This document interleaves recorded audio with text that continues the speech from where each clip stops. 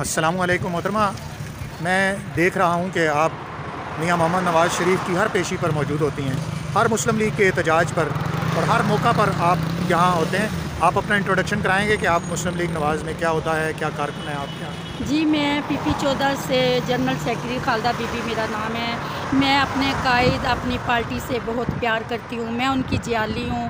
مجھے جہاں کہیں بھی بلایا جاتا ہے، جہاں کہیں بھی میاں صاحب کی ریلی ہو یا کوئی تقریر ہماری محترمہ مریم نواز کی، چاہے پشاور ہو چاہے لاہور ہو، میں اپنی لیڈیز اپنے ایریا سے جینون لیڈیز لے کے جاتی ہوں اور ادھر حاضری لگاتی ہوں۔ میں اپنی پارٹی کے شانہ بشانہ۔ تو اندازاً کتنے عرصے سے آپ پارٹی کے ساتھ منسلک اور جدوجہد کر رہے ہیں؟ مجھے ہو گئے ہیں 15-20 سال، لیکن اس سے پہلے سے بھی ہمارے گھرانے میں سب مسلم لیگ نون کے تھے۔ پھر جب ہمارے بچے چھوٹے تھے اس وقت ہم جدوجہد تو کرتے تھے، اپنے ایریا کو کور کیا ہوا تھا، بغیر عہدوں کے بغیر کام کرتے رہے ہیں۔ عہدہ ملے مجھے ہو گئے ہیں 15-20 سال، لیکن میں اپنی پارٹی کے شانہ بشانہ۔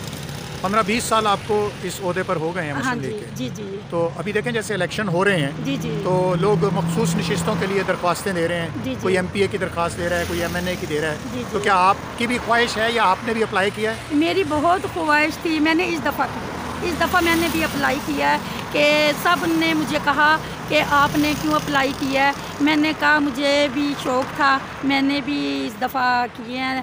دیکھتے ہیں اب ہمارے قائدین ایک ورکر کو عزت بخشتے ہیں یا نہیں، تو نہیں بھی تو ہم اپنی پارٹی کے ساتھ ہیں، ان کے شانہ بشانہ ہیں، مسلم لیگ نون کے ساتھ کام کرتے رہیں گے، ان کا ورکر بن کے کام کریں۔ میں تو کہتا ہوں آپ نہیں بھی تو نہ کہا کریں، آپ یہ کہا کریں کہ انشاءاللہ ہر حال میں مجھے ملے گا، امید ہونی چاہیے۔ انشاءاللہ امید پہ ہم نے کیا ہے۔ کہنے کا مقصد یہ ہے کہ کافی لوگ ہیں، تو ہماری پارٹی نے ہمیں دیا یہ ٹکٹ، تو میں اپنے آپ کو خوش نصیب سمجھوں گی، کوشش کروں گی کہ اپنے ایریا میں جتنے بھی مسئلے مسائل ہیں وہ حل کروں، پارٹی کے ساتھ ہوں، پارٹی کے شانہ بشانہ۔ تو آنے والے جو انتخابات ہیں اس میں راولپنڈی میں آپ کیا کہتے ہیں کہ آپ کیا محنت کر رہے ہیں، کیا کارکردگی ہے؟ ہم گھر گھر جاتے ہیں، اپنے ایریا کے جتنے بھی ہمارے جاننے والے ہیں نہ جاننے والے ہیں انہیں یہی بتاتے ہیں کہ دیکھیں ہمارے قائد جب بھی آئے ہیں میاں محمد نواز شریف، انہوں نے پاکستان کو ترقی کی طرف وہ لے کے گئے ہیں، پاکستان میں خوشحالی آئی ہے۔